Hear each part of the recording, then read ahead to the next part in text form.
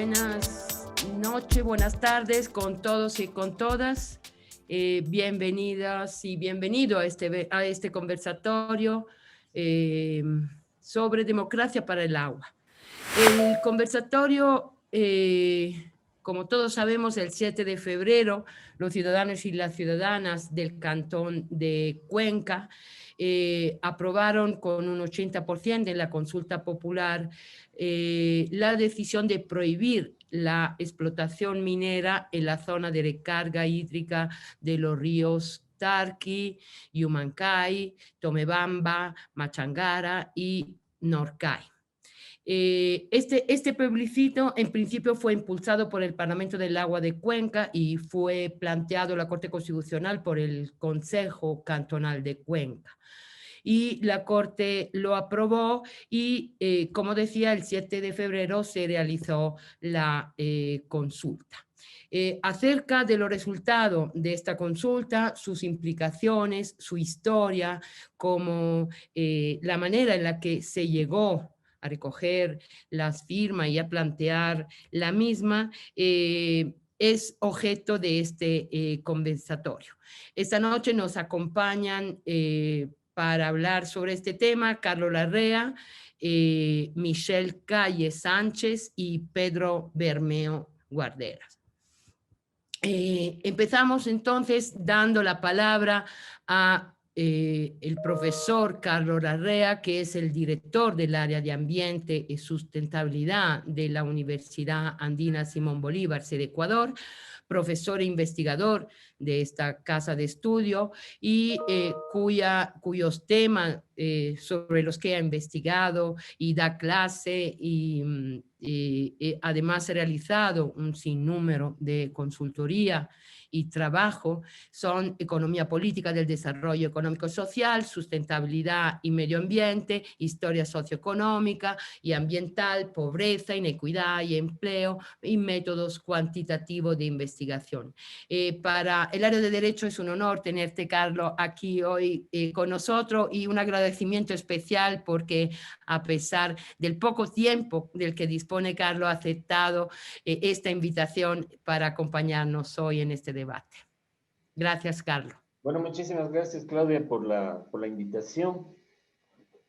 Me parece muy interesante que tengamos esta oportunidad de compartir opiniones sobre la consulta que se hizo en Cuenca en relación a limitar o prohibir actividades de minería metálica en fuentes de agua y otros lugares ambientalmente sensibles en el Cantón Cuenca. Yo quisiera en general referirme a esta consulta por varias razones.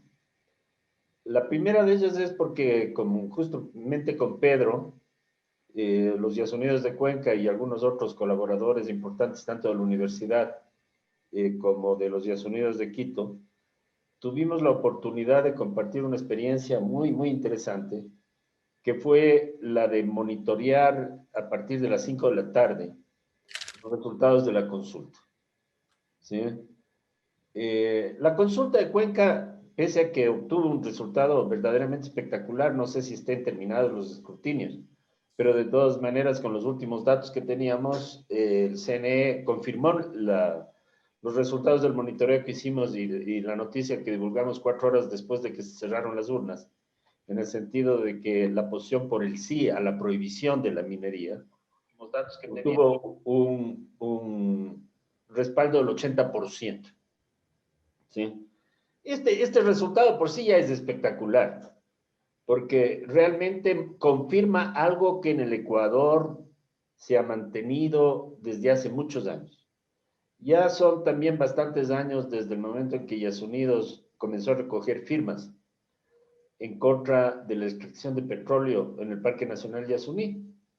Sí, que también fue un hecho bastante inédito y que marcó un poco un liderazgo ecuatoriano sobre temas ambientales. Bueno, se recogieron 700,000 firmas y las encuestas de opinión que de alguna manera se hacían en ese entonces mostraban que la gran mayoría de los ecuatorianos, los resultados daban 60-65%, estaban a favor de la idea de no extraer el petróleo del Yasuní. ¿sí? Y esto se confirmó algunos años más tarde, me parece en el 2016 o algo así, sí, no, este gobierno, 2017 me parece. El gobierno hizo una consulta con preguntas bastante difusas, que además han dado muy pocos resultados prácticos, pero una de ellas se refería al Yasuní, cuando hubo un referéndum. Y la posición por limitar la actividad extractiva en el Yasuní, que era lo que se consultaba, también obtuvo un respaldo del 65% a nivel nacional. Lo mismo ocurrió con la pregunta de la minería, que obtuvo un respaldo parecido. Entonces, la primera conclusión es que lo de Cuenca no es un hecho aislado, sino que en el Ecuador existe una conciencia ambiental muy fuerte, y les estoy poniendo algunos ejemplos concretos, que ya tiene una tradición de enfrentamiento, de protesta y también de planteamiento de opciones alternativas positivas bastante fuerte. ¿Sí?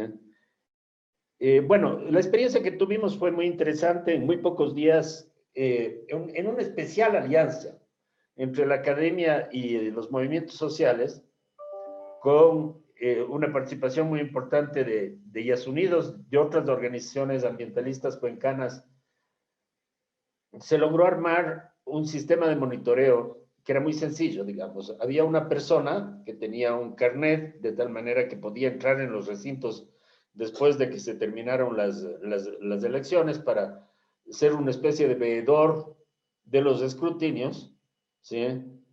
De tal manera que en más o menos 29 o 30, no, más de 30, que me parece que eran 32 de las 36 parroquias de Cuenca, teníamos un representante. ¿Sí? Y esta persona en un momento tenía que fotografiar un acta apenas se tenga información confiable sobre los resultados. Eso era un problema porque el referéndum era lo último que se escrutaba, porque la prioridad obviamente era presidente, legisladores nacionales, provinciales, etc. Entonces ya cuando todo el mundo estaba cansado comenzaban a contar las actas de la consulta. Por eso se demoró un poco. Pero de todas maneras eso se fotografiaba, hicimos un sistema informático bastante rápido en la Universidad Andina. Y bueno, el resultado fue que a las 9 de la noche teníamos información sobre 26 de las 36 parroquias, con pocas mesas, hicimos un conteo rápido con un sistema estadístico y ya no podíamos demorar más porque además los jóvenes que estaban en las en los recintos tenían que salir a comer y había un toque de queda a las 11 de la noche, entonces era prácticamente imposible continuar con el conteo. Pero con eso cerramos y lo que salió muy bien fue que enviamos una nota para que se difunda, no sé cuánto logramos difundir, pero la noticia era que el sí ganó con el 80% y que el margen de error que habíamos predicho en ese momento era del 3%. Y se cumplió exactamente, casi exactamente, o sea, la cifra que nosotros anticipamos. Y esto es reivindicación al uso de métodos cuantitativos para las elecciones que ahora están muy desprestigiados. ¿Sí? La cifra que anticipamos fue casi exacta. ¿Sí? Yo creo que pasó por lo menos una semana y media antes de que el CNE diera algún resultado sobre esto. Al principio dieron un resultado un poco más construido, pero después lo ratificaron y casi coincidió. Bueno, esto en primer lugar es relevante porque es un ejemplo de cómo la sociedad civil, las organizaciones sociales en realidad y la academia pueden colaborar para hacer algo que en este momento hace mucha falta, que es transparentar los resultados de las elecciones, más allá del tema ambiental. ¿Sí? Esta fue una experiencia chiquita, pero exitosa, que muestra cómo la sociedad civil sí tiene capacidad para monitorear procesos sociales complejos como los que el país está viviendo ahora. Ahora, más allá de esta experiencia, yo quisiera, en primer lugar, agregar algo sobre los resultados. A mí me parecieron relevantes tres temas. Primero, la magnitud del apoyo. O sea, nosotros esperábamos, siguiendo un poco los resultados que les había dicho, un apoyo de más o menos del 65%, que era el apoyo nacional a temas ambientales con todos los antecedentes históricos que les había mencionado. Pero que en Cuenca se alcance un apoyo mayor al 80%, salió 80.5, algo así. Es algo verdaderamente espectacular. La segunda cosa es que si analizamos los resultados, encontramos que este apoyo era casi plano, es decir, muy unánime. Casi todas las parroquias de Cuenca, por lo menos las parroquias que nosotros monitoreamos con el muestreo, que no fueron todas, fueron 26, quedaron 10, pero las 10 que quedaron eran parroquias muy chiquitas o muy remotas donde los jóvenes que estaban haciendo este apoyo no lograron llegar o no lograron que les den los carrets o alguna cosa así. Por consiguiente, no fue total. Pero en esas 26 que representan la gran mayoría de la población de Cuenca, el apoyo en casi todas las parroquias era más o menos el mismo. Digamos, fluctuaba entre 75, 82, 83. Solo una, que fue la parroquia Mongeturo, de la cual obtuvimos además una muestra muy chica que no es demasiado representativa, salía con 59. Lo cual sí nos preocupó un poco. Sí, pero este era el resultado en realidad de una mesa. No tuvimos más información de Mongeturo. Pero sí parece que en el caso de Mongeturo hay alguna particularidad, ¿sí? Que yo no conozco en detalle, pero que redujo. Pero aún en ese caso, 59 es más que la mitad. Entonces sigue siendo una cifra bastante alta. Esa es la primera cosa. Es decir, masivo. Segundo, homogéneo. Y tercero, algo que no pudimos procesar en ese momento porque no era nuestra intención. Y es que el voto femenino fue aún más alto que el masculino. Justamente con motivo de la invitación de Claudia, decidí retomar los resultados y analizarlos con cierta profundidad. Y encontré que las mujeres en Cuenca votaron más que los varones a favor de prohibir la minería en estas 4 cuencas, ¿sí? Lo cual me pareció también bastante interesante, ¿sí? Bueno, eso es lo que quería decir sobre la consulta. Pero el tema de la consulta está vinculado al tema de las elecciones. Y por eso quería también aprovechar para tratar de interpretar qué significa este 81%, este 80%, lo que salga al final. Me parece que el Ecuador, en primer lugar, ha sido un país donde existe un movimiento ambiental significativo desde hace más de una década, fuerte. En segundo lugar, el movimiento indígena tiene en el Ecuador reivindicaciones ambientales y en este caso el candidato Yacu Pérez de alguna manera ha logrado combinar las posiciones del indigenismo a través del movimiento de la CONAIE y Pachacutic, etcétera, con reivindicaciones ambientales, por ejemplo, a favor del agua. ¿Sí? Bueno, entonces yo creo que los resultados de las elecciones nos dicen algo sobre lo que está pasando en el país.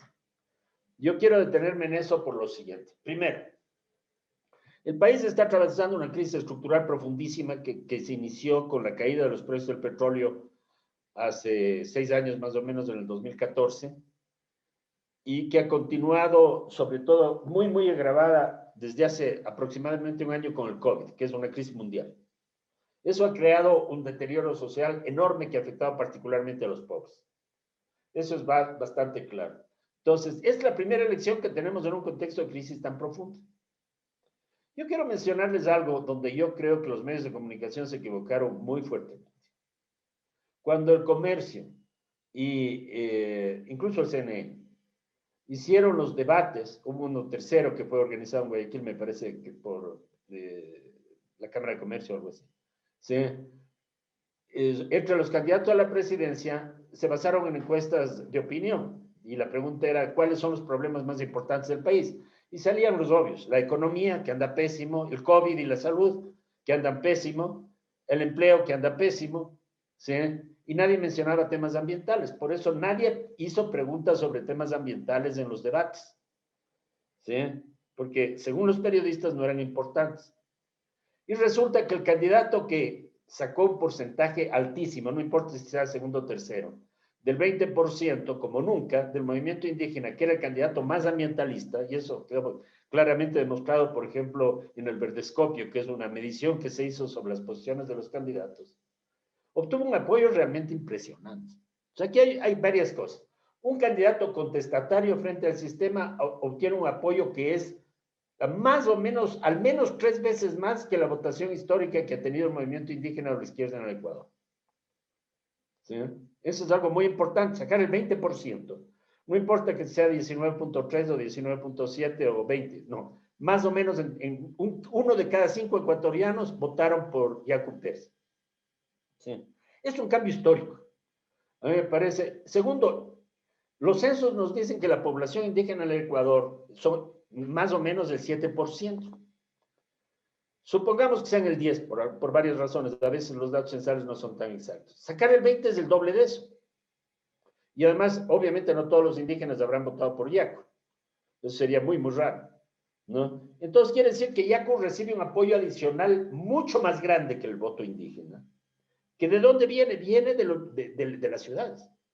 Viene de sectores jóvenes, justamente de estos sectores que los periodistas decidieron que no son importantes en el debate. ¿Y por qué apoyan a Yacu? Por su planteamiento ambientalista y redistributivo. Me parece que esos son dos temas interesantes. Entonces, la idea es que vivimos una transformación histórica en la estructura del voto nacional.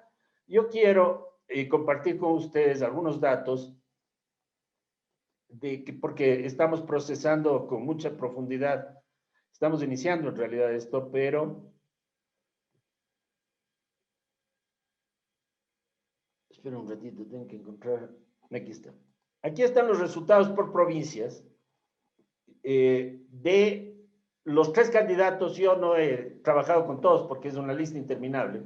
3 candidatos que obtuvieron las primeras posiciones: Arauz, Lasso, Yacu y el total. Estos no son los datos últimos del CNE, sino de nuestras proyecciones, que no están 100% actualizadas, pero son muy representativas. A ver. Resulta, está en amarillo las provincias donde gana Yacu. Y resulta que Yacu gana prácticamente en la mitad de las provincias del Ecuador. Esto es algo verdaderamente impresionante. Les voy a dar algunos datos. Morona, Santiago. ¿Y por qué Morona, Santiago es importante? Porque hay un conflicto minero serio en Morona, Santiago. ¿Sí? Y resulta que Yacu saca el 51.6% de los votos válidos. Más de la mitad, mayoría absoluta. Segundo, Bolívar, movimiento indígena, 48%. Observen los porcentajes, son impresionantes. Tercero, Cañar, 44%. Cuarto, Cotopaxi, 44%. Napo, 43%. Y Azuay, 42%. ¿Sí? Entonces, este 42% de apoyo a Yacu en el Azuay está muy correlacionado con el 81% en contra de la minería. O sea, hay una convergencia clarísima. Segundo, ¿dónde gana Yacu? Yacu gana básicamente en las provincias indígenas de la sierra, no todas. Imbabura, por ejemplo, no tanto, pero tampoco le fue mal. Y en la Amazonía. ¿Sí? Lazo, ¿saben dónde gana Lazo? En Galápagos. Y en Pichincha, con una diferencia mínima frente a Arauz, 25%. Y nada más, y luego gana en esta provincia que se llama América Latina. América Latina obviamente no es una provincia, sino son los ecuatorianos que votan en el exterior, ¿sí? Pero esa es una votación diminuta, que no tiene ninguna importancia. Y Arauz sí gana en muchas partes, básicamente gana en Guayas y Manabí, ¿sí? Pero también en las restantes provincias de la costa, todas, Santo Domingo, Santa Elena, El Oro, Esmeraldas, Los Ríos, y gana también en el exterior. Pero esos votos, como les digo, no cuentan mucho. Entonces, esto nos muestra una cosa. La vieja división Sierra-Costa se vuelve a presentar con mucha fuerza en el Ecuador. Yo he hecho un gráfico que no sé si sea muy, muy claro, que les quiero presentar aquí. Esto, de nuevo, también es una representación matemática de dónde están las provincias entre 3 opciones, que son Yacu por un lado, Arauz por otro, perdón, este es Lazo y este es Arauz. Y cada puntito rojo es una provincia. Entonces, por ejemplo, aquí hay un clúster. Un clúster quiere decir un grupo de provincias que tienen un comportamiento muy semejante entre sí, que tienen una mayoría muy fuerte a favor de Yacu y que los votos que no van a Yacu están más o menos repartidos por igual entre Arauz y Lazo. ¿Sí? Y miren, aquí hay mucha gente. Aquí está Morona, Santiago, Bolívar, Napo, Cotopaxi. Generalmente el movimiento indígena en las elecciones anteriores ha tenido éxitos enormes, pero solo en la Amazonía. La sierra ha tenido un comportamiento muy diferente. Pero ahora no es solo la Amazonía, que sigue haciendo lo que ha hecho antes, sino varias provincias de la sierra, como son, aquí está Chimborazo, Azuay, Cañar, Tungurahua, donde se da, en definitiva, una votación donde gana Yacu y además con proporciones que en algunos casos son superiores al 40%, lo cual es muy significativo.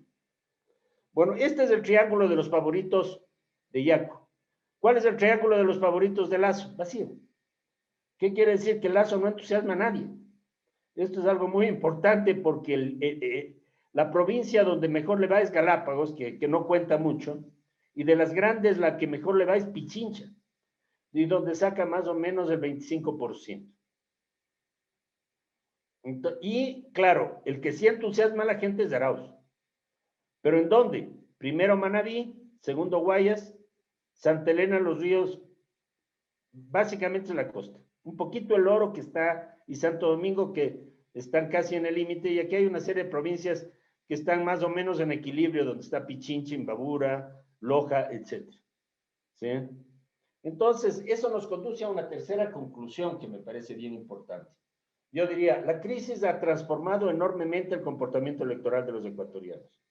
Tercero, emergen posiciones favorables al medio ambiente y a la conservación, y el tema ambiental, en contra de lo que decían las encuestas de opinión pública, se posiciona como un tema importantísimo.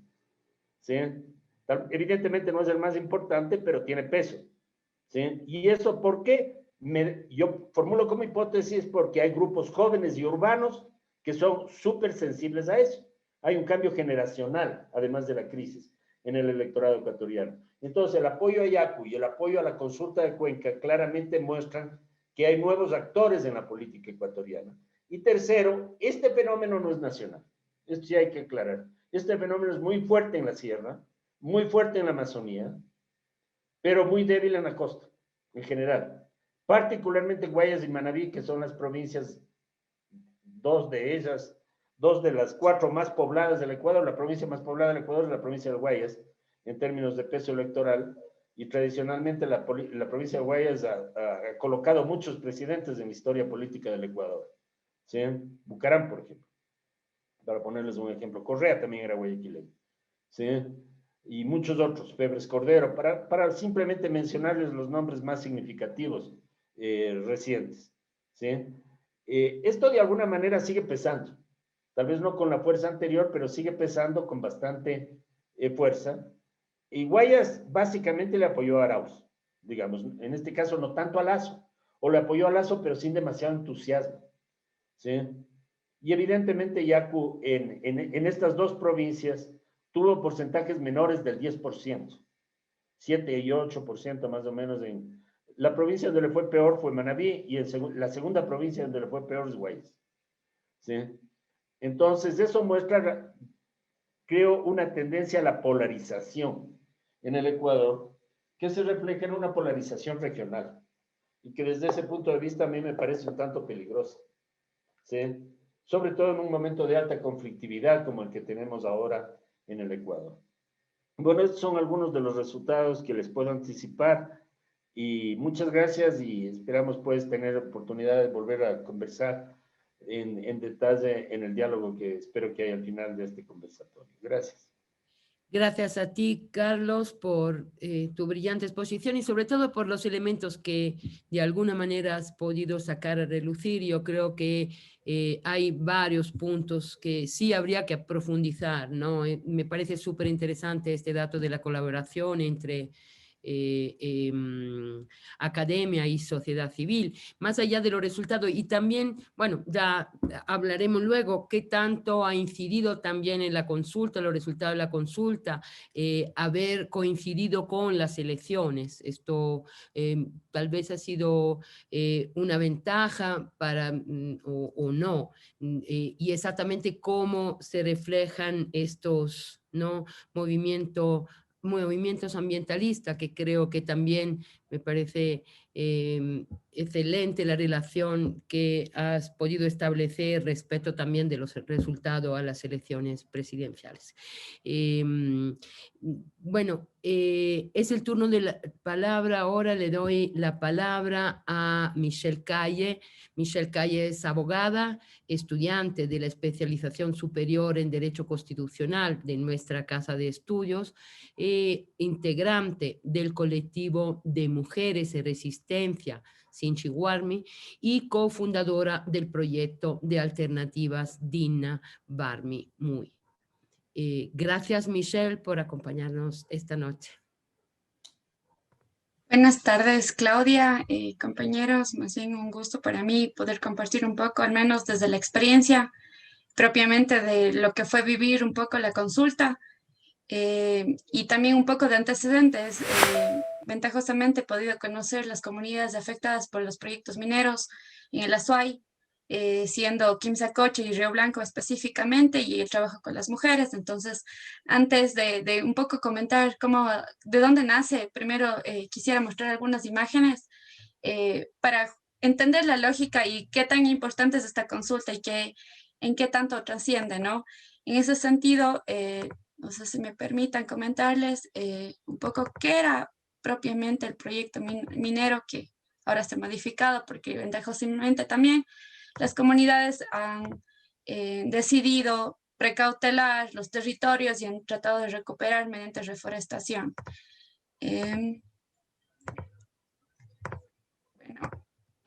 Esto propiamente es el proyecto minero Río Blanco. Es la boca mina que inauguró Glass hace unos años.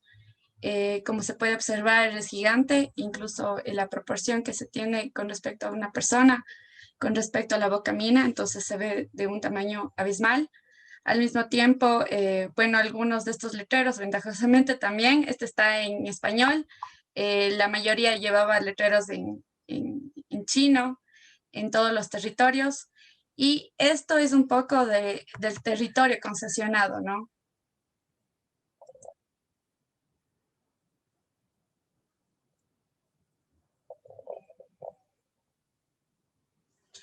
¿A qué quiero llegar con estas imágenes propiamente? Es comentar un poco lo que se ha llevado, la lógica de las empresas, cómo han llevado los territorios. Sí quisiera mencionar que es interesante que en diversos proyectos que después demostraré, por ejemplo, el proyecto minero Río Blanco, han especificado en estudios de impacto ambiental que alrededor del 80% de las comunidades están de acuerdo que esté el proyecto minero, ¿no? Esto sin ninguna consulta, más bien bajo socializaciones que no han contado de ninguna manera con la participación entera propiamente de los habitantes. Entonces, es bastante interesante porque Carlos ya lo ha mencionado, cuáles han sido los resultados de la consulta y contradecir a lo que las empresas mineras han venido diciendo, que hay la aprobación completa en territorios como Moyeturo, Chaucha y Girón. Ahora bien, y poniendo un poco estos antecedentes, sí quisiera hablar un poco sobre las consultas y cuál ha sido nuestro papel como miembros de la sociedad civil. Yo quisiera hablar un poco que en ningún momento, personalmente, como cuencana y que vive en una zona, una parroquia rural que también está afectada y que iba a ser concesionada, en cierta manera no se nos ha consultado de ninguna manera, ya sea con una consulta ambiental o con una consulta de alguna otra clase, ¿no? Entonces, bajo estas lógicas, la mayoría de las empresas mineras han ingresado a los territorios sin ningún proceso más que una socialización. Y fue interesante que el común de los cuencanos recién se entere que en una constitución avala que nosotros podemos ejercer nuestro derecho a la consulta previa, libre e informada en el caso de comunidades indígenas y una consulta ambiental al común de los ciudadanos. Entonces, en ese caminar, lo que ha sido bastante interesante es que hay que cambiar un poco ese chip y decir, bueno, es posible que el ciudadano escoja sobre cómo quiere vivir y cuál será su modelo de desarrollo, o es el Estado que nos da tomando decisiones. Entonces, sí, rompiendo un poco esa lógica, así es cuando nace la consulta. La consulta propiamente no nace del Consejo Municipal, nace del Cabildo de Popular por el Agua, que es un conjunto de organizaciones que por años han venido apoyando los territorios en los que se han sumado ciertas organizaciones. Una de ellas es la que pertenezco, Sinchiwarmi, que trabaja con las mujeres de Río Blanco. Entonces, ha roto todo tipo de esquemas en una sociedad bastante interesante como es la cuencana. Para poner un poco de antecedentes, Cuenca vive una historia fuerte de racismo. Incluso habían territorios que eran, o lugares públicos en los cuales no se permitía a las comunidades indígenas o personas que no tenían zapatos de ingresar. Bajo esa lógica, el hecho de que ahora se una lo urbano y lo rural ha permitido ver otra noción de desarrollo por parte de la cuencanidad, ¿no? Entonces, eso como una primera observación, y por qué, explicando lo que mencionaba Carlos, cómo hay este conjunto y este gran cúmulo de la sociedad civil a fin de promover. También hay que considerar que el aporte de las organizaciones ha sido interesadísimo, porque si bien no se contó con un presupuesto gigante, ha habido el aporte de poder movilizarse a territorios y poder contactar y comunicar lo que pasó en la consulta. Ahora, esto como un poco de antecedentes, ¿en qué influye, en qué se trató como tal la consulta? Bueno, en Cuenca tenemos alrededor de 65,000 habitantes, ¿no? Y en ese sentido, Etapa, que es la empresa que provee de agua potable en su mayoría, porque también están las juntas de agua de Cuenca, que son las más reconocidas a nivel nacional, como es la Junta de Agua de Baños o la de Enero, que manejan de manera comunitaria y una calidad de agua excelente. Entonces, esta empresa Etapa como tal maneja o trabaja con un caudal de aproximadamente 25,000 litros por segundo, ¿no? Entonces, amplísimo. Y esta se sustenta en diferentes plantas como tal. Está la de Cebollar, está la de Mazar, la de Culebrillas, la de Sustac, la de Lirquis y la del río Chulco. Entonces, en ese sentido, el Etapa como tal se ha abastecido de estas fuentes que realmente son el punto de partida o el origen de los ríos cuencanos, ¿no? Entonces, en ese sentido, gracias a este aprovisionamiento y a la ubicación geográfica que está ubicada Cuenca, ha llegado a un nivel que puede provisionar de manera constante. Incluso muy pocas veces se oye de que Cuenca está en sequía, o algunas veces en las que necesita de la ayuda de otro centro, ¿no? Entonces realmente hay un aprovisionamiento bastante interesante. Ahora, lo que sucede es que la mayoría de estas fuentes, en particular, por ejemplo, en el Cajas, están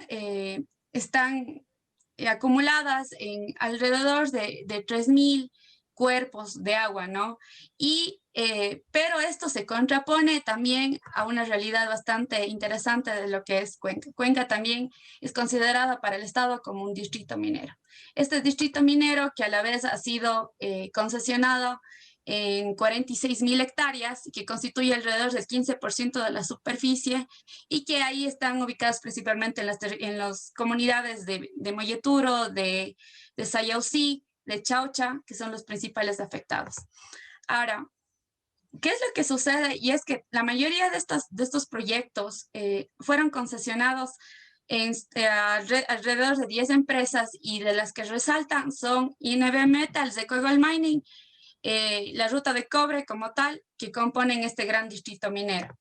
Lo que sucede es que se habla de las concesiones mineras como una cifra, pero no se explica todas las cuestiones sociales y ambientales que vienen detrás. Y eso, ahí va otra conclusión interesante, porque gracias a la sociedad civil se pudieron visibilizar ese otro lado de la minería. Generalmente lo que se hizo desde el lado de las empresas mineras es comunicarlo como el factor económico y como este beneficio productivo que podría representar tener una concesión minera en el Cantón Cuenca. Sin embargo, el beneficio también de las organizaciones fue demostrar qué es lo que pasó a partir de proyectos que se han asentado en territorios. Y un antecedente bastante interesante fue lo que vivimos en el caso del Río Blanco como tal, que se dio hace un par de años. Gracias a este proceso en los que hubo la toma de las comunidades indígenas y campesinas, se tomaron un espacio muy público y muy cuencano, en este caso el Parque Calderón, dieron con lugar a que la gente pueda conocer de lo que estaba sucediendo a 1 hora y media de Cuenca. Entonces, este primer contacto hizo que la gente se sensibilice mucho más y entienda qué es lo que está pasando en las lógicas rurales y campesinas y sobre todo en territorios que están en conflicto con empresas mineras. Eso como un primer momento. El segundo momento fue también la Corte Provincial, en esta demanda de la Corte Provincial. En la segunda instancia, lo que hizo es que, si bien la comunidad no se movió del Parque Calderón, hubo ya un interés de otros sectores, y es el sector de la academia, al menos de Cuenca, porque lo que sucedía es que fuera de Cuenca se sabía de lo que estaba pasando en el territorio cuencano, pero no se llegaba a elevar dentro de las universidades o dentro de una conversación cotidiana entre cuencanos. Eso como una cosa curiosa, porque más habían afuera que propiamente en los territorios. Entonces, eso como un segundo momento, y finalmente cuando aprobaron justamente prohibir la actividad minera en el caso Río Blanco, esto dio con lugar a que se diversifique muchísimo la información. Entonces, con este antecedente que fue más social, porque más se diversificó las afectaciones sociales, dieron con lugar que la gente entienda mucho más lo que significa una consulta. Entonces, nos fuimos, en cierta manera, entrenando para que así logremos nosotros prepararnos para este momento de la consulta. Esta consulta, por experiencia propia puedo comentar, sí rindió efectos bastante fructíferos, y lo interesante es que sí hubieron algunos problemas, puedo mencionar, porque asimismo como se asociaba Yacu Pérez con la consulta, habían bandos de personas que por no irse o tener cierta afinidad a un partido en específico, decidían rechazarlo o ponían en blanco. Y yo personalmente fui coordinadora de recinto en la parroquia Baños, y era lo interesante que cuando se les consultaba a la persona por quienes han votado o si conocían, decían que lo conocían, sí, pero sabían que era la consulta de Pérez, ¿no? Entonces, bajo esa lógica, es bastante interesante, pese a que ya hubo todo un proceso en el que se comentó de dónde nació la consulta. Es más, se contó con las organizaciones que iban a difundir, entonces fue interesante. Otro resultado fue, sí tomo eso como un poco de desventaja, habían territorios que dejaban en blanco un poco los resultados por cuanto no conocían a qué se refería. Y la confusión, y creo que eso fue un error fuerte por parte de la Corte Constitucional, porque a diferencia de la consulta de Girón, uno tenía que votar no, no queríamos minería, eso es todo.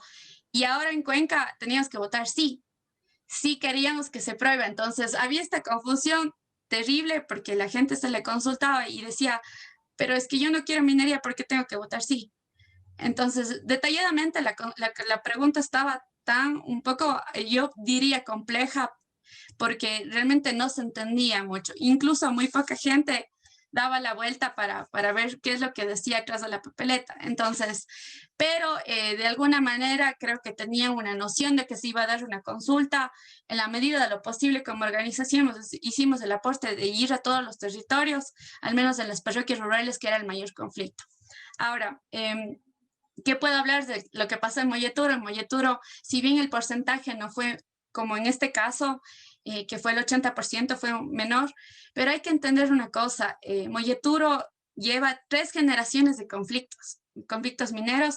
Han sido 3 empresas mineras que han tratado, bueno, la primera trató, fue espantada por las comunidades, pero han sido territorios que ahora están polarizados. Hay territorios que uno denota que son mineros, otros que no lo son, y que incluso las posturas políticas han sido de mantenerse al margen. Pese a contar con una junta, pese a contar con un cura, que sois la figura más importante dentro de las parroquias, estos están completamente fuera de esto. Entonces ya no están en la opinión pública, como sucedió, por ejemplo, con San Joaquín o San Sayausí, que fue las mismos curas de las parroquias quienes daban a conocer qué es lo que estaba pasando y de lo importante que era cuidar el agua de Cuenca.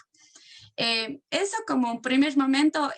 Yo también sí quisiera mostrar un poco de cosas, qué fue lo que la gente se enteró. Y claro, fue dificilísimo para nosotros pelear contra la propaganda que salía a diario en YouTube o salía en Facebook de las empresas mineras, porque lo que me demostraban era que al apoyar la minería es lo mejor, y a la par se estaban llevando causas ante la CIDH, irónicamente, diciendo que hay defensores agresivos en territorios. Entonces teníamos una doble dinámica: por un lado la minera amigable y por otro lado la minera que demanda de manera irrisoria derechos humanos sobre territorios que son autónomos, ¿no? Entonces teníamos esas dos perspectivas y eso estábamos dándole un poco.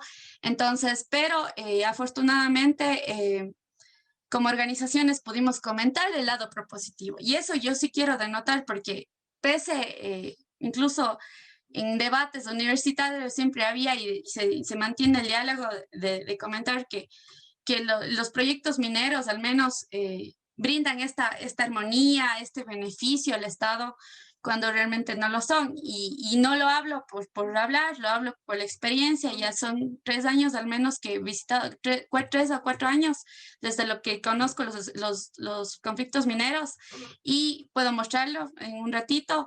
Y a la vez nosotros al menos como organización hemos dado alternativas propositivas, y eso es lo que nos ha pasado desde el mundo del activismo, nos ha faltado mucho. Y es que hablamos un poco del conflicto minero, hablamos de los problemas que trae, pero no damos alternativas a las comunidades que están en los territorios, y eso lo que genera es que se aprecie mucho más el conflicto. Entonces, al menos, por ejemplo, con Sinchi Guarani hemos trabajado en proyectos de artesanías que brinda una alternativa económica digna a las mujeres que en algún momento trabajaron para la minera y necesitan de recursos económicos. Y a la vez lo que se está generando también en los territorios, y es bastante interesante, es que gracias al apoyo que ahora se cuenta y la gente está feliz de que han apoyado con ese 80%, es que la gente finalmente se siente respaldada y más segura en sus propios territorios. Entonces, estos cuentos de lo que ha pasado, que ha habido campañas para perjudicar y criminalizar a los defensores, se han visto opacados por una consulta que en su momento felices las empresas mineras establecían en medios de comunicación diciendo: yo no me voy a preocupar por lo que pase porque nosotros vamos a ganar. Y ustedes peleen lo que quieren y hagan su propaganda porque eso no va a pasar, cuando sucedió lo contrario. Entonces, finalmente yo sí quisiera reconocer este acto de unir lo urbano y lo rural en toda su esencia, de romper todos los esquemas racistas, como mencionaba, de lo que era Cuenca, y decir, bueno, a mí no me interesa lo que pase en las zonas rurales, sino ahora de involucrarse también las alternativas dignas y autónomas que se han desarrollado en territorios y que ahora están siendo respaldadas por una consulta. Y yo sí quiero poner un poco en la esfera un poco jurídica, y es que me consultaban hace poco, me decían: entonces ahora vamos a consultar sobre todo. Si quieren la cárcel de Turi, si quieren algún proceso en sus territorios, un botadero de basura en su barrio, van a consultar todo. Y yo sí quisiera poner en la esfera pública, y es que ¿quién nos va decidiendo cómo tenemos que vivir? Vamos a vivir bajo la lógica de los convenios, como el convenio 107, que era súper asimilacionista y lo que hace es incorporar a la comunidad al desarrollo que unas 3 o 4 empresas o 3 o 4 cabezas deciden, o somos nosotros que queremos cómo vivir, cómo nacer, cómo vivir en general, ¿no? Entonces sí poner eso en la esfera y decir: sí, deberían consultarnos todo lo que, porque los perjudicados no van a ser 4 empresas, ni van a ser las cabezas en los ministerios en este momento, sino vamos a ser nosotros como cuencanos los que vamos a vivir las consecuencias, si es que vivimos también y permitimos estas cuestiones.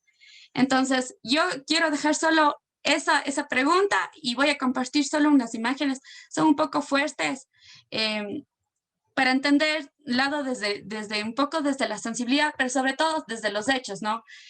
Y es que, por ejemplo, esto se vivió, y lo que mencionaba, esto se vivió en los territorios. Y personalmente no creo que ninguna persona va a querer lo mismo, de estar conviviendo con episodios de militarización en los territorios, con episodios en los que no se puede acceder al agua, en los que no se puede acceder a chaquiñanes que por años han sido ocupados por generaciones. Bueno, este es el documento que yo manifestaba, por ejemplo, y esa es la perspectiva que tenía sobre el proyecto minero Río Blanco, y establecía que más del 80% de hogares están de acuerdo que se realice el proyecto. Son documentos que constaban. incluso se solicitó a los concejales. Hablar de minería es hablar de una enfermedad como tal. Y cuando un territorio o un cuerpo está enfermo, trae un montón de síntomas, y uno de ellos es la violencia. Este es un claro ejemplo, este es un territorio, este es Río Blanco, esto es lo que sucedió por meses, pese a haber una sentencia en la que establecían que las zonas tienen que estar libres de militares y de policías en general. Por ejemplo, este es un ejemplo de un grupo antimotín que estaba enfrente de una iglesia en el sector de Cochabamba. Es como muy común, fue muy común, es un territorio que un poco respaldaba a la empresa minera. Entonces, bajo esa lógica, ¿qué es lo que estamos haciendo nosotros como ciudadanos para poder defender? A mí me parece muy legítimo y lo que estamos haciendo ahora con la consulta, y más bien es una oportunidad grande, y siento que la Corte Constitucional no aprovechó, pero podría establecer ya una política de reparación para que los territorios no vuelvan a vivir esto nunca más. Esto se replica en la mayoría de los territorios como Tundaime, entre otros, y realmente la oportunidad de la Corte es importantísima, ¿no? Y ya hay figuras en el derecho constitucional colombiano que establecen que cuando hay un gran cúmulo de demandas por la misma causa, por los mismos problemas, podría la propia Corte establecer ya una rigurosa sentencia, un dictamen en el que establezca y controle estas situaciones. Eso nada más, y muchas gracias. Gracias, Michelle. Creo que también en tu caso hay puntos muy importantes que has tocado, esta relación entre la difusión, la concientización de la sociedad civil y por lo tanto la respuesta que se puede dar, y también en conexión a lo que decía Carlos, de estos movimientos ambientalistas cada vez más fuertes, de esta conciencia, más que de movimiento. Yo creo que va más allá de un activismo para difundirse mucho más entre las personas. Y sobre todo creo que has tocado un tema que desde mi punto de vista es fundamental, el no entender que la democracia directa es eso, es la posibilidad de decidir sobre cualquier tema que la sociedad tenga que recibir, y por lo tanto es un ejercicio, es un aprendizaje. A veces no estamos acostumbrados, hemos funcionado por siglos a través de una democracia representativa, y por fin tenemos un medio que nos permite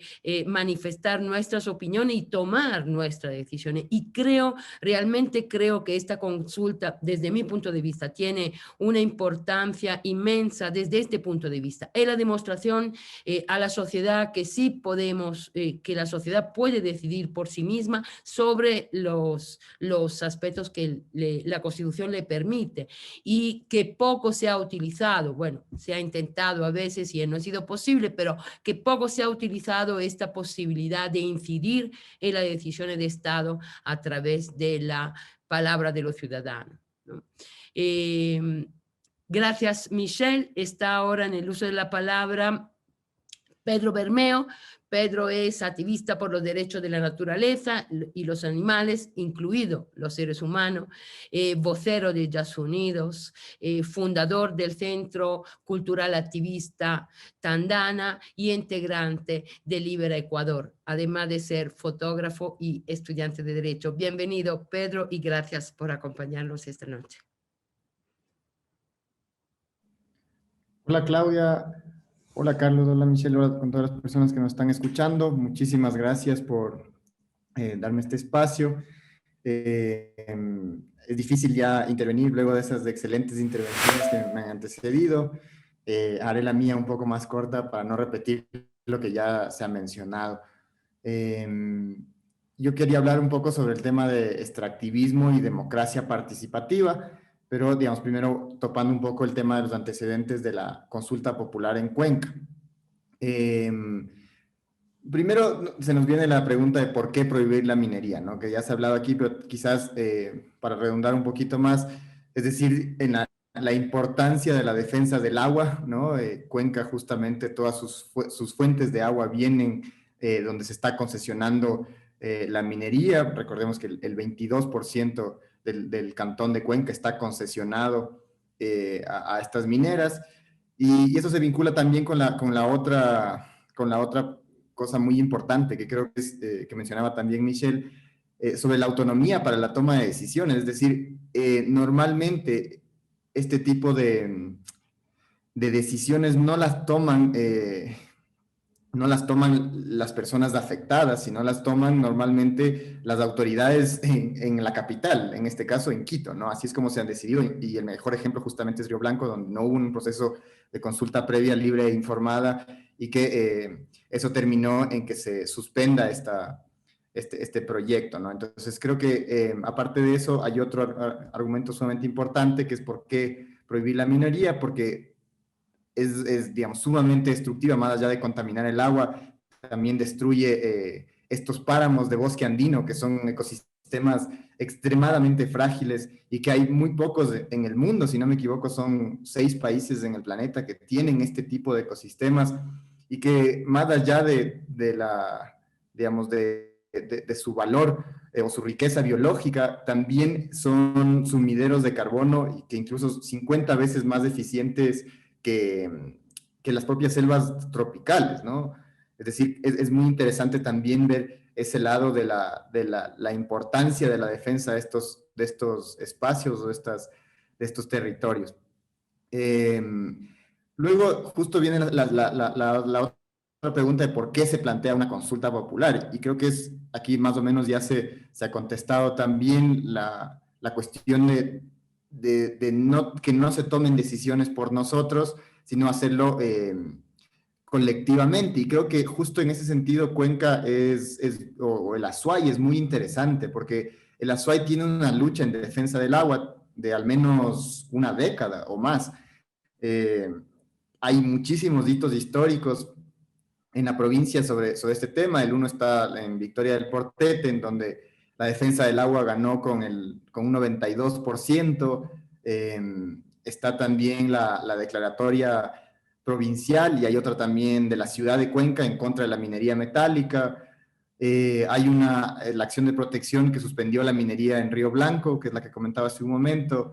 Está el mismo caso de Quimsacocha, que es uno de los primeros de iniciativa ciudadana, que si no me equivoco inició en el 2012 y se terminó produciendo la consulta en el 2018-19, si no me equivoco. Y que también hizo historia porque es la primera consulta en ese sentido que es vinculante, que los resultados son obligatorios, ¿no? Para justamente las mineras. Este resultado ganó con el 87% de los votos.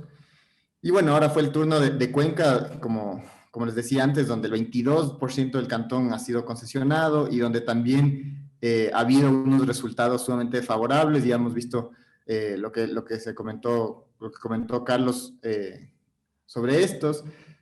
También Michelle ya estaba diciendo sobre el tema de que había una especie de confusión sobre el tema de las preguntas, de votar sí por la prohibición a la minería o votar no a la minería. La poca campaña que hubo por parte de la ciudadanía, que lo hacía, digamos, desde sus propios medios y que además en el contexto de pandemia lo complejizaba aún más, en donde no se pudo llegar a muchos de los lugares que se hubiera querido, justamente porque las condiciones materiales no lo permitían, ¿no?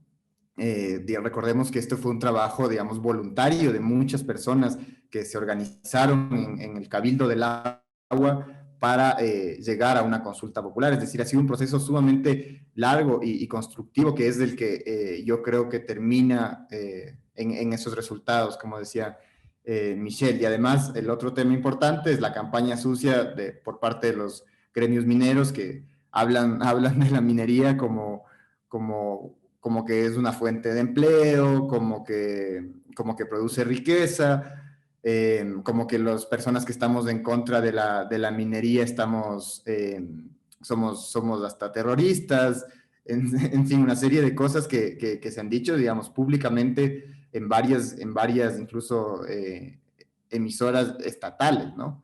Pero es algo que sucede y que es muy común y que hemos sido víctimas, por ejemplo, el colectivo Yes Unidos durante muchísimos años, ¿no? En este y en otros casos. Entonces también es interesante ver eso, que ya voy a hablar justo en el siguiente punto, que es el tema de la consulta popular de Yasunidos, que también Carlos lo mencionó, sobre uno, que es la primera consulta popular por iniciativa ciudadana a nivel nacional en Latinoamérica, y cómo esto puede, digamos, llegar a cambiar la forma en la que nos organizamos o en la que decidimos sobre qué es lo que queremos en nuestros territorios, ¿no?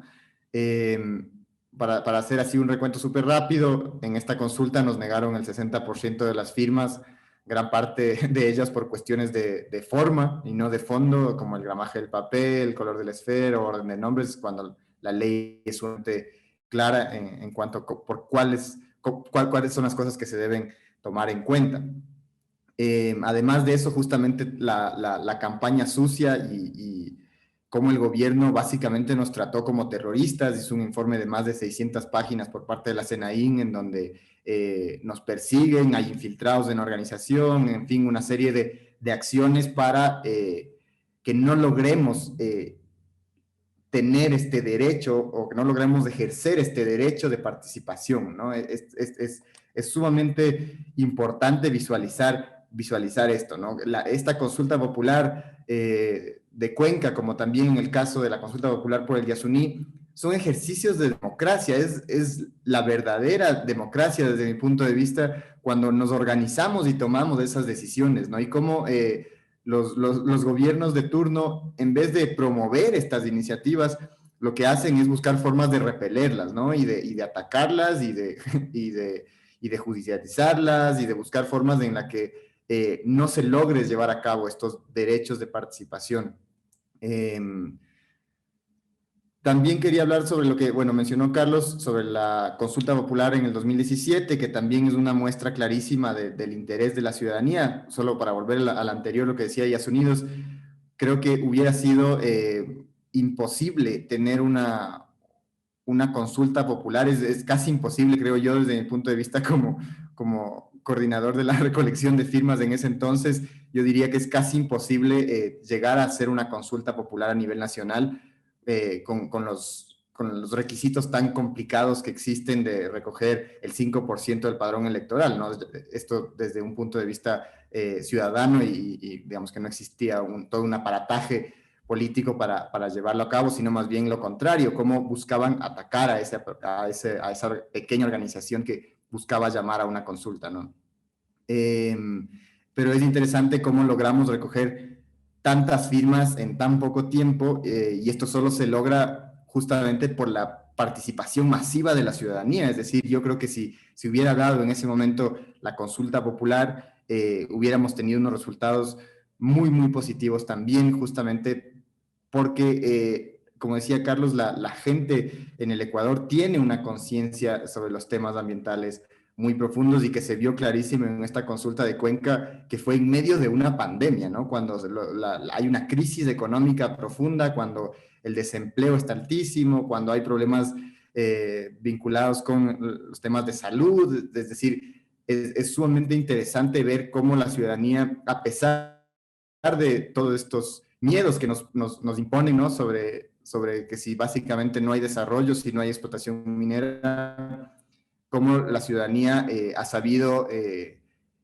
tener sus propias lecturas y sacar sus propias conclusiones y votar masivamente a favor de esta consulta popular. Lo mismo sucedió, como decía, en el caso de la consulta de 2017, en donde las preguntas fueron sumamente ambiguas, donde las preguntas fueron mal utilizadas con beneficios políticos en otras preguntas y que no se han cumplido ni siquiera las preguntas, pero al mismo tiempo nos muestran cómo la ciudadanía a nivel nacional también tiene una posición masiva a favor o digamos, en contra de la minería y en contra del extractivismo, la defensa del Yasuní, la defensa de los pueblos en aislamiento, que era lo que se estaba consultando en ese momento. Entonces, eso me lleva al debate sobre la democracia participativa versus la democracia representativa, y esto creo que es sumamente interesante de analizar, ¿no? Cómo la democracia en la que vivimos, que está basada principalmente en una democracia representativa, es la que toma las decisiones por nosotros, y no solamente toma las decisiones por nosotros, sino que no nos deja a nosotros organizarnos y tomar esas decisiones cuando queremos hacerlo. Más allá del caso de Yasunidos, está el caso también de Cuenca, o en general todos los casos que han intentado tener estas manifestaciones de democracia han sido de alguna manera repelidas, y lo mismo sucede con el caso incluso de la propia consulta popular de Cuenca en este momento, en donde se está intentando por parte de los gremios mineros decir que es solamente para proyectos a futuro. Los proyectos que ya están concesionados ya no podrían, según el criterio de los mineros, ya no podrían ser prohibidos. Esto, digamos, es una interpretación errónea de lo que dice la sentencia, con fines estrictamente, digamos, sabemos con qué fines están buscando confundir a la ciudadanía, porque en lo que dice, digamos, cómo funciona el tema de la extracción petrolera es por fases, ¿no? Entonces tenemos la fase de exploración, que es donde están la gran mayoría de proyectos mineros en Cuenca, y luego tenemos la fase de explotación. Para cada una de estas fases tenemos un diferente permiso, digamos, tenemos que adquirir una especie de derecho para poder explotar, un derecho para poder explorar. En ese sentido, este argumento no tendría validez, más allá de que justamente el momento en que cualquiera de estas mineras intente pasar a la etapa de explotación, debería ser negada esa aceptación, ¿no? Pero como vemos, son intentos del statu quo o de este grupo minúsculo de las élites que intenta de alguna manera cambiar o manosear la voluntad popular, cuando es clarísima, ¿no? Cuando la voluntad popular en Cuenca dice no quiero hacer minería, no quiero que se contamine el agua, y sin embargo intentan darle la vuelta para continuar vulnerando sus derechos y continuar con la explotación, ¿no? Creo que es súper interesante ir más allá en cuanto a estas iniciativas. Creo que definitivamente en el Ecuador estamos construyendo una democracia de participación cada vez más importante, y que creo que esta consulta la fortalece muchísimo. Creo que es un gran ejemplo para varias comunidades que están justamente organizándonos. Por ejemplo, nosotros nos están pidiendo que les asesoremos sobre cómo hacer la consulta, sobre qué se necesita. Es decir, ha habido una reacción muy positiva por parte de otras comunidades en otros territorios que están justamente en la misma discusión o búsqueda de detener el extractivismo en sus territorios, y que sin embargo sus cargos electos vulneran esa decisión, y no necesariamente son los cargos electos locales, sino también los nacionales, ¿no? Creo que es sumamente interesante poner todo esto en contexto para ver que hay una clarísima expresión de la voluntad popular en contra de las políticas extractivas de los gobiernos, ¿no? Creo que no hay solamente un ejemplo, sino son muchísimos de ellos, y que, como decía antes, en medio de la pandemia también se expresan en ese mismo sentido, que es una de las cosas que siempre conversábamos, si sería de esta manera o sería lo contrario, pero vemos cómo incluso en estas condiciones la participación a la defensa de la naturaleza, a la defensa de sus territorios, a la defensa de la vida, sigue siendo muy positiva. También creo que es interesante analizarlo esto regionalmente, porque cada vez en toda Latinoamérica han habido muchísimas de estas iniciativas, varios países con más de 100 consultas populares sobre temas vinculados con el extractivismo, y creo que también es, digamos, importante ir revisando lo que está pasando en todo el continente para promover estas diferentes alternativas de democracia directa, que aquí en el Ecuador, digamos, más allá de la consulta popular, también tenemos las iniciativas populares normativas, que son formas de construir una ley, como también la revocatoria del mandato, ¿no? Que es otra función sumamente interesante que nos otorga la Constitución para ejercer estos derechos de participación. Lo que tenemos que conseguir es que se respeten esas voluntades, ¿no? Que no se termine vulnerando una vez más, a pesar de hacer todo este ejercicio complejísimo de democracia directa, que termine, como en el caso de Yasunidos, con un fraude, ¿no? Creo que eso es lo que podría decir hasta el momento. Luego, si tenemos como alguna pregunta o algo, voy contestando también. Muy bien, muchas gracias, Pedro. Sí, yo quisiera empezar con alguna de estas cuestiones. Bueno, en primer lugar, a mí me parece sumamente importante esto, la importancia de la claridad de la pregunta. Yo sí creo que también deberíamos prestarle más atención, ¿no? Porque finalmente aquí se contestaba al revés. Yo creo que eso es un elemento fundamental para que efectivamente el éxito pueda ser mucho más grande, porque pensemos que si efectivamente ha ganado con el 80 y tal vez alguna de las personas hayan contestado al revés, ¿no? Creyendo que querían decir que no a la minería. Si esto es posible y cuánto sea posible, ¿no? Sí me parece que las preguntas, cualquier pregunta en cualquier caso de consulta popular tiene que ser extremadamente clara y efectivamente estas sí podían inducir en error. Creo que también quisiera un poco profundizar un aspecto y creo que aquí, bueno, que Michelle ha traído, pero en el que Carlos también tiene experiencia. Efectivamente, yo sí creo que existen alternativas al extractivismo, pero que a estas alternativas no le podemos dar esta fuerza, como que siempre se quedan atrás, ¿no? Como que no han sido, la opinión pública parece que no conoce la cantidad de propuestas que hay respecto de que efectivamente se puede construir otro tipo de economía, ¿no? Y no sé si, por favor, me pueden dar una contestación y podemos un poco hablar de este tema, ¿no? Respecto de cuáles son las posibles alternativas a la economía extractivista para intentar también ir deconstruyendo estos mitos, ¿no? Porque efectivamente uno de lo que se utiliza es sí bien, pero luego ¿cómo hacemos sin eso? ¿No? Y por otra parte también hay otro aspecto que quisiera yo plantear en relación con lo que dijo Pedro, que es en relación con los contratos y la posible retroactividad en relación con estos contratos que han sido celebrados. Por lo que tú decías, yo entiendo que hay diferentes contratos por cada una de las etapas, ¿no?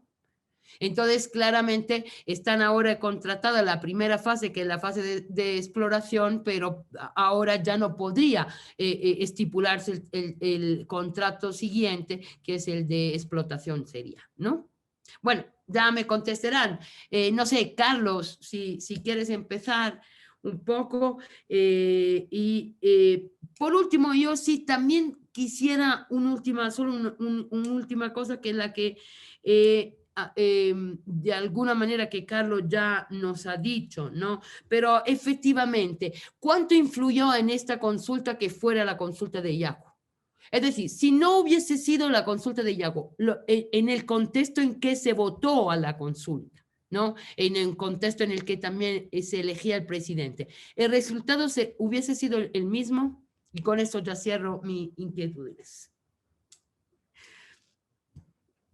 Gracias, Claudia, gracias. Bueno, voy a tratar de responder algunas de tus inquietudes, principalmente la de las alternativas. Esto es bien importante, porque a veces se piensa que quienes se oponen o nos oponemos de las actividades mineras o petroleras, no tenemos opciones. Estamos pensando como el retorno a la época de las cavernas.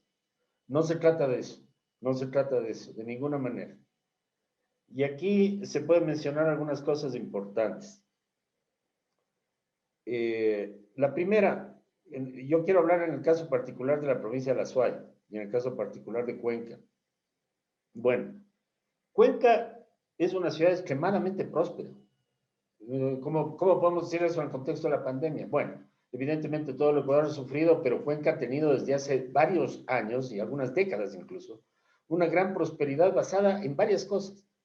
Yo creo que una de ellas es su extraordinario patrimonio cultural.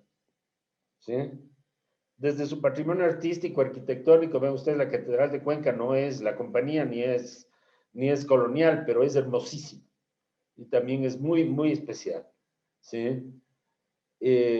La calidad increíble del trabajo artesanal y cultural que hay en Cuenca. ¿Sí? No solamente en artes plásticas o en artesanía, en literatura. En general, Cuenca es la Atenas del Ecuador, se la decía antes, sí, pero es un espacio de una extraordinaria cultura.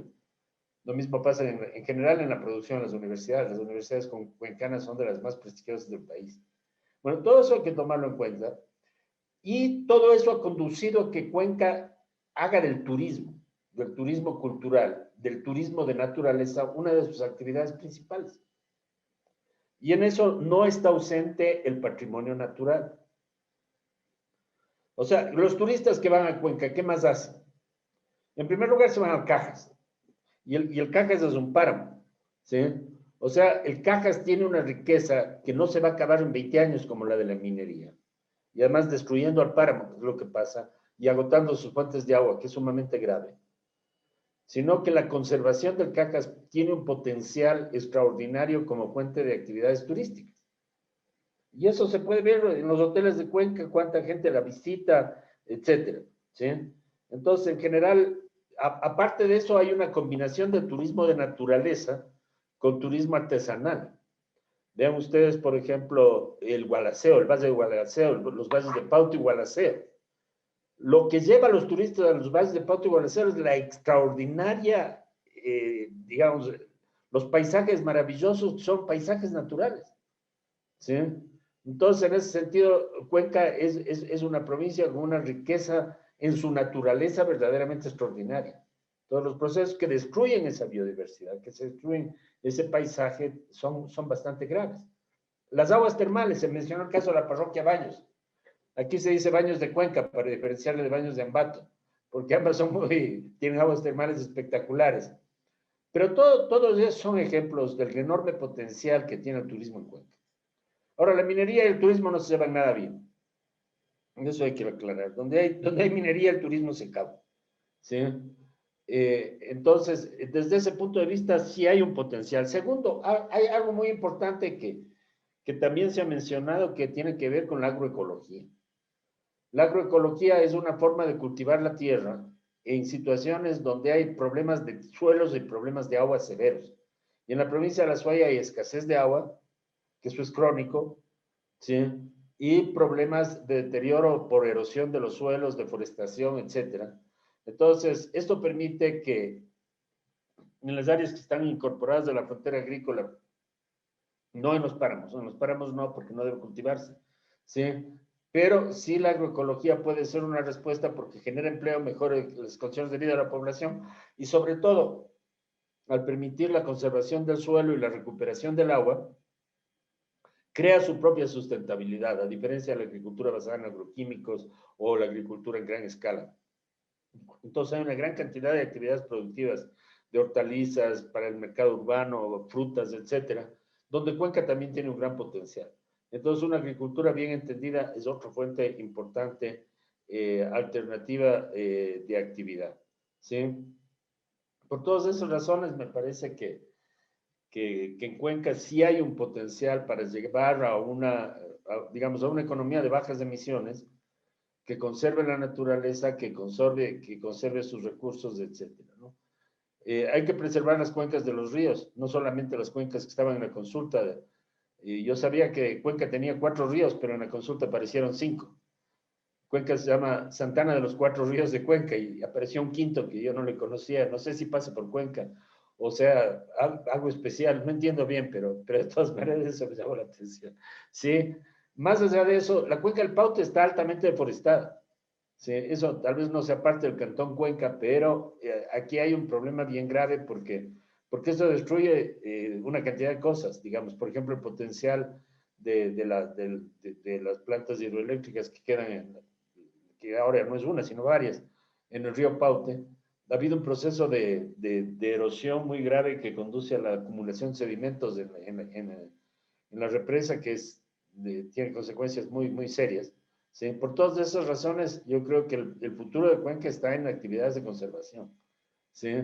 Y en un fomento de lo que antes se pensaba en Cuenca como una ciudad que tiene un potencial a través de la industria, y por eso se instalaron muchas industrias en Cuenca, como la saltera, etcétera, en los años 60, convirtiéndolo en una especie de polo secundario de desarrollo, y por eso se creó CREA y una cantidad de actividades regionales que además han tenido un gran impulso. Pero a mí me parece que Cuenca se va a destacar en el futuro por el sector servicios. En primer lugar, el turismo, que es un turismo de cultura, y adicionalmente actividades como la artesanía, la conservación de la naturaleza, etc. ¿Sí?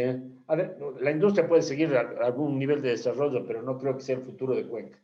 ¿Sí? Puede presentar algún apoyo, y Cuenca ya tiene su estructura, pero les digo, en momentos en que el país, por ejemplo, tiene tasas de desempleo muy grandes por la crisis, Cuenca es una de las ciudades con menor desempleo en el Ecuador. Este año le ha ido muy mal, probablemente porque colapsó el turismo, pero esto tarde o temprano se va a superar, porque es un fenómeno mundial. Entonces, una vez que, si es que salimos, vamos, si es que algún día llegan las vacunas y funcionan, etcétera, cosa que nadie sabe todavía con certeza ni cuánto tiempo va a tomar, pero el potencial de Cuenca es enorme. Pero no es un potencial basado en la minería, porque la minería, primero, dura poco tiempo, y segundo, es muy destructiva, porque deja enormes cantidades de tóxico y destruye las fuentes de agua. Que esa es la razón por la que entiendo yo, los cuencanos también votaron a favor de la prohibición, porque el abastecimiento de agua de Cuenca no está garantizado. Y Cuenca ha tenido una política extraordinaria de protección de sus páramos, particularmente en relación a Cajas, ha comprado páramos para la ciudad. Entiendo que a través de TAPA, no sé cómo funciona eso, pero para evitar la destrucción y el avance de la frontera agrícola, y para permitir la conservación de los páramos. En eso Cuenca tiene una de las mejores políticas del Ecuador también.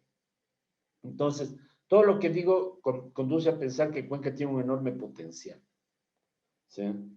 Ahora sí, Yacu es una figura muy polémica, y yo creo que hay mucha gente que lo rechaza por distintas razones que no son necesariamente vinculadas con lo ambiental, y a lo mejor se confundió el tema de Yacu con el tema de la consulta y todo eso, claro. Ya vimos que Yacu quería hacer una consulta en la provincia, pero fue, entiendo, rechazada por el Tribunal Constitucional varias veces, en fin, eso no llegó a prosperar, pero probablemente en el imaginario de la gente, la consulta y Yacu son más o menos lo mismo, ¿sí?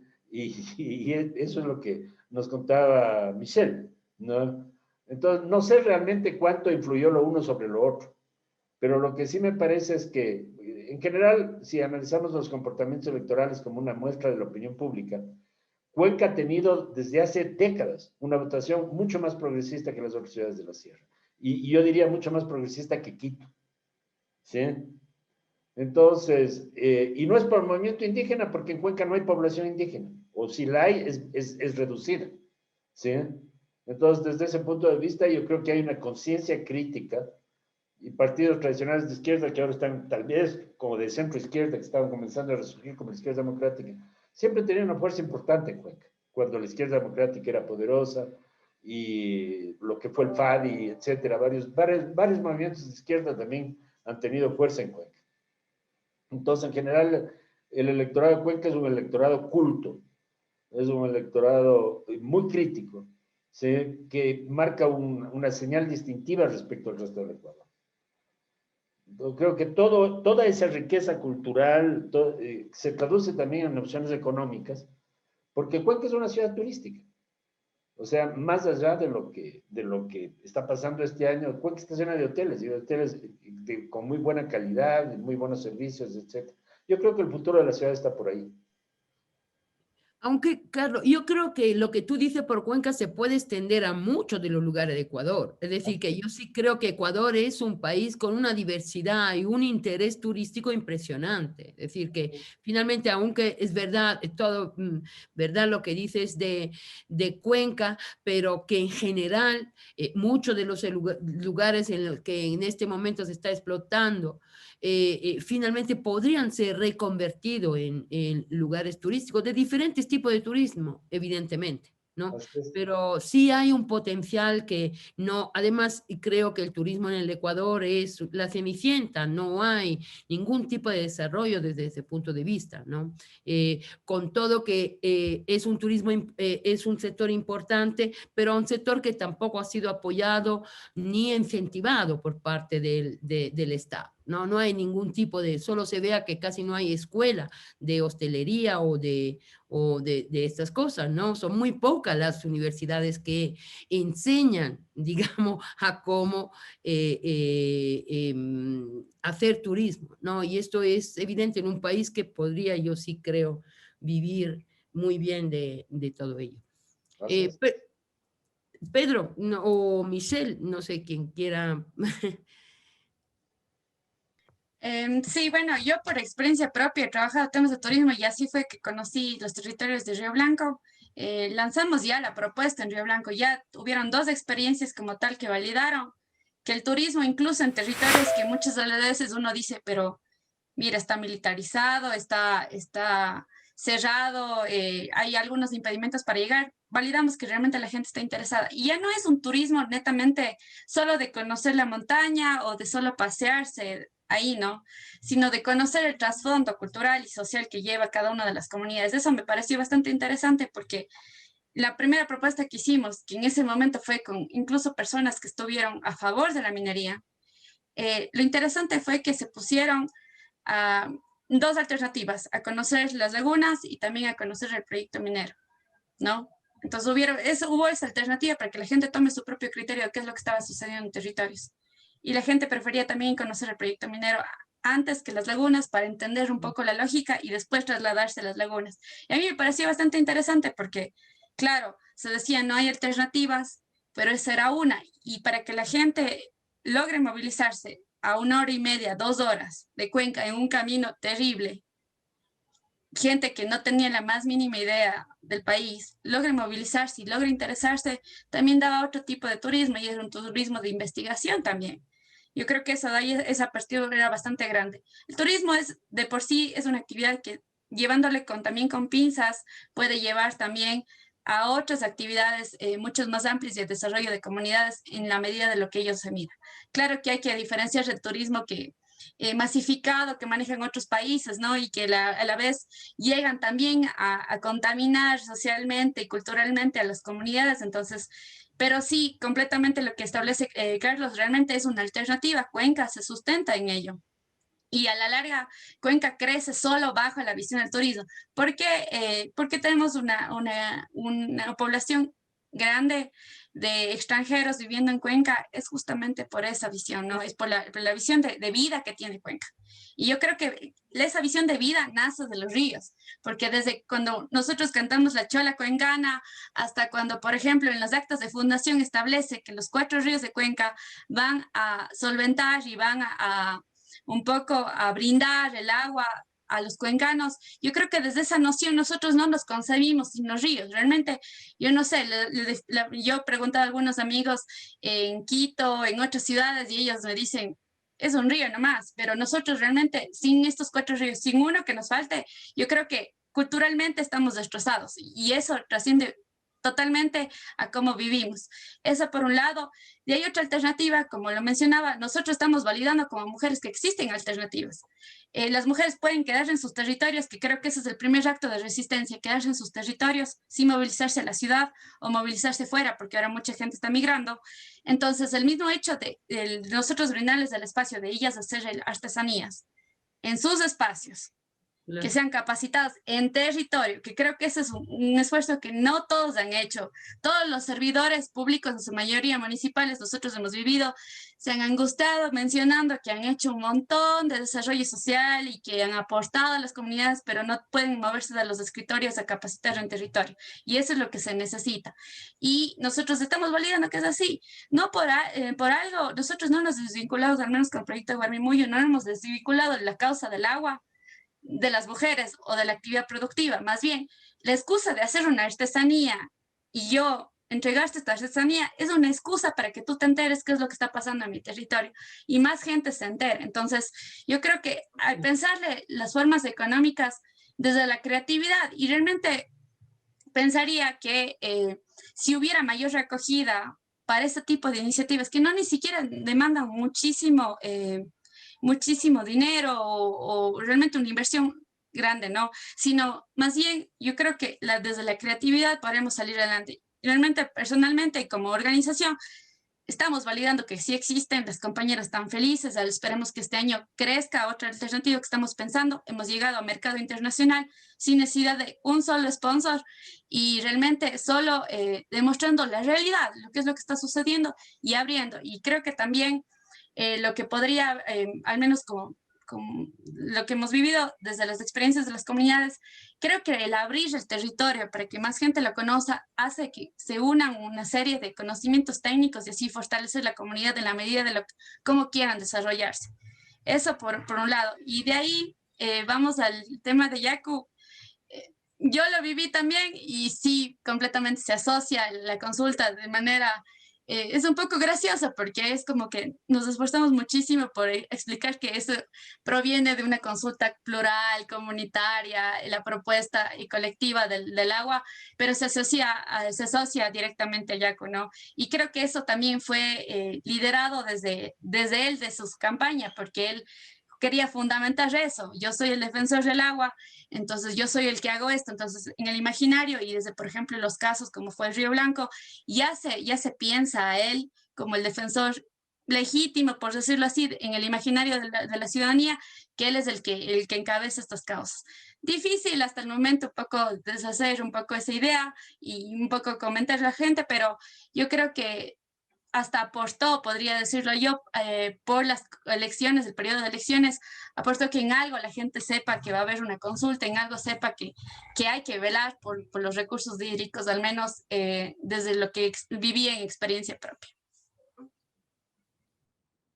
Gracias, Michelle.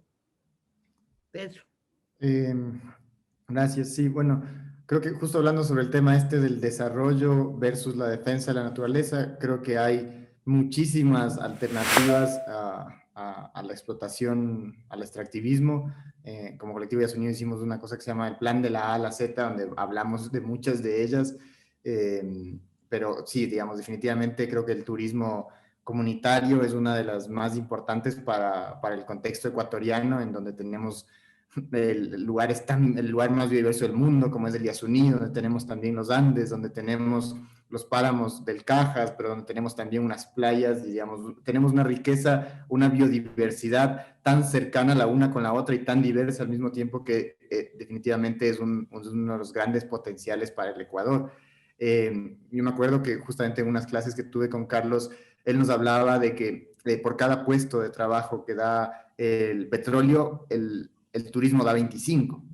Exacto. Para que tengan una idea, digamos, de la magnitud de lo que podemos hacer con convertir este sistema actual extractivista, ¿no? O pasar a una sociedad post-extractivista. Creo que definitivamente es posible. Hay casos concretos, ¿no? Como el de Costa Rica. Y que también otro de los grandes fuertes del Ecuador es la agroecología. Creo que también es algo que se debe empezar a discutir con más seriedad, que puede ser una alternativa muy importante para buscar otras formas de desarrollo o alternativas al desarrollo. Sobre si la pregunta se aplica retroactivamente o no, como decía, los contratos son por fases, entonces ninguna empresa tiene asegurada la explotación por tener la concesión, ¿no? Se tiene que hacer un nuevo contrato y ese contrato deberá ser rechazado a causa de, digamos, cuando se quiera pasar de fase, se tendrá que hacer este contrato y este contrato deberá ser rechazado porque hay una negativa o una prohibición expresa por parte de la ciudadanía que es vinculante, ¿no? Creo que eso es sumamente importante de decir, ¿no? Que no es han habido varias consultas comunitarias que no tenían una definición en la política, pero en este caso en específico, como también el de Quimsacocha, por ejemplo, ya son consultas populares que son vinculantes con el territorio y por lo tanto no se podría vulnerar esa prohibición. Ahora, que eso no vaya a pasar, tampoco puedo asegurarlo, no me sorprendería que se vulnere una vez más la voluntad popular, como se ha hecho en muchos otros casos. Sobre el tema de los resultados de la consulta popular, quería decir que creo que definitivamente pudieron ser mejores. Creo que yo creería que se ganó con muchísimo más. Yo creería que el 95% de la ciudadanía en Cuenca está a favor de la defensa del agua. Es impresionante. Creo que sean 5 preguntas y cómo estaban formuladas las preguntas lo hacía mucho más complejo, ¿no? Porque eran 5 preguntas, una por cada río, digamos, era bastante complicado saber que tenías que votar sí en las 5 preguntas. Teníamos justo mucha esa duda también sobre si iban a votar sí solo en una, pensando que se validaba todas. Por suerte, digamos, sí hubo una respuesta homogénea en todas las preguntas, pero sí son cosas que de alguna manera creo yo que afectaron cuando podía haberse, digamos, acumulado todo en una sola pregunta. Creo que el contexto de las elecciones también pudo beneficiar a Yaku, pero lo veo más difícil que sea al revés, que haya beneficiado a la consulta.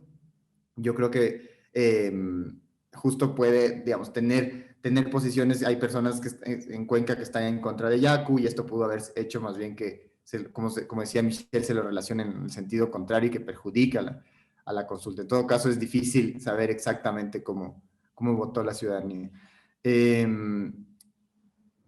Creo que la democracia participativa es el futuro para la definición de políticas, no solo anti-extractivas, sino para en general sobre cómo queremos vivir. Creo que esto lo decía Michelle antes, es sumamente importante que demos ese paso a hacer una verdadera política desde la ciudadanía, no pensar a la política como esos cargos electos que toman las decisiones por nosotros, sino creo que es sumamente importante que nosotras mismos empecemos a ejercer nuestros derechos y a decidir sobre nuestras vidas. Eso.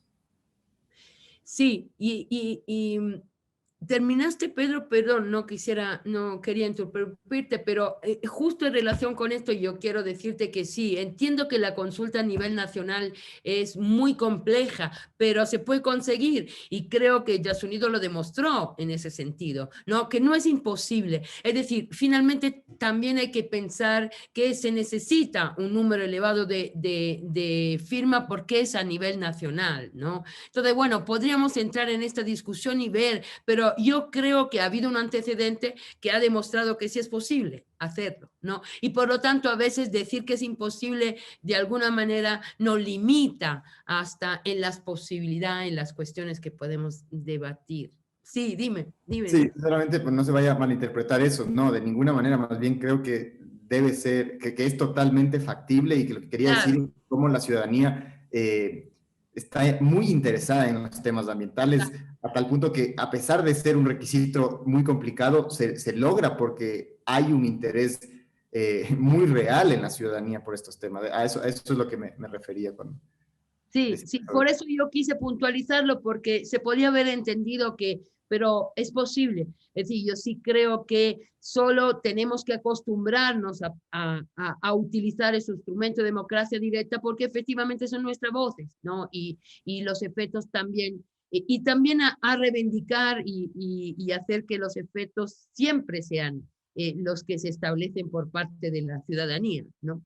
Sí, otra cosa importante también es decir que el caso de Yasunidos era el primero en el que se hacía algo así, entonces la gente no entendía bien, por ejemplo, mucha gente pensaba que estábamos recogiendo firmas para un partido político, que era lo único con lo que habían firmado. Entonces creo que eso ya está cambiando bastante por todos los antecedentes que tenemos, o por el mismo caso de Yasunidos, cómo se ve el tema de las consultas populares, ya está en el imaginario de la gente que hay cómo hacer este tipo de cosas y que la ciudadanía puede pronunciarse. Y que creo que Cuenca ahora, digamos, lo confirma ya con un resultado tan positivo. Exactamente. Y sobre todo, de hecho, siempre se dijo que el bloqueo y las formalidades que se aplicaran para que la consulta no pudiera ser llevada a cabo. En ese sentido fue un golpe duro a la democracia, ¿no? Más allá de que a quien había recogido y al objeto de la consulta, sino a la democracia en su esencia, porque era la primera vez que en Ecuador se hacía algo de este tipo, ¿no? Entonces sí creo que finalmente la consulta de Cuenca nos da manera de rescatar todo esto, ¿no? Y por eso también la decisión de poner democracia como centro de esta discusión, porque creo que es lo que fuerte que hay que rescatar de este éxito, más allá de todas las otras cosas, ¿no? Y de hecho yo me voy de este conversatorio con tres puntos firmes. Creo que tenemos que seguir, ¿no? Insistiendo con la democracia, ir afinando las cuestiones de las preguntas, hacer que esta democracia, que esta cultura democrática se difunda cada vez más y que cada vez más podamos participar activamente a las decisiones políticas. En segundo lugar, creo que también hay que potenciar y difundir estas alternativas económicas que existen, porque la trampa también está ahí, ¿no? Si dejamos de explotar, no podemos sobrevivir. ¿Qué hacemos, no? Hay países países que han implementado estado de bienestar y no lo han hecho con los recursos mineros porque no tienen, ¿no? Y han encontrado otros mecanismos. Por lo tanto, también esta es una farsa que hay que intentar ir rompiendo, difundiendo. Yo ni sabía, Pedro, que tenéis un plan alternativo al extractivismo y me parece interesante que podamos seguir debatiendo, ¿no? Finalmente. Y también yo creo que hay que insistir sobre el tema de que sí es exigible la aplicación de la consulta a los próximos contratos, porque esta es otra mentira que nos van diciendo, ¿no? Que finalmente no puede tener efecto retroactivo y que realmente, entonces, lo que ya están no se puede tocar nada y no se puede hacer nada, ¿no? Yo sí creo que también esta asociación de la que hablaba Carlos entre academia y sociedad civil tiene que servir para aclarar todas estas cuestiones y para, de alguna manera, poder dar una opinión diferente a la sociedad que nos escucha, ¿no? Y bueno, con esto concluyo. Les agradezco infinitamente. Ha sido una charla, desde mi punto de vista, excelente. Ya que no podemos vernos, hemos estado aquí conversando sobre este tema tan importante. Ha sido como tomar café y hablar con unos amigos, porque además todos los que están en esta mesa son mis queridos amigos, más de todas las demás cosas que pueden ser. Por lo tanto, realmente ha sido un placer compartir este espacio con vosotros.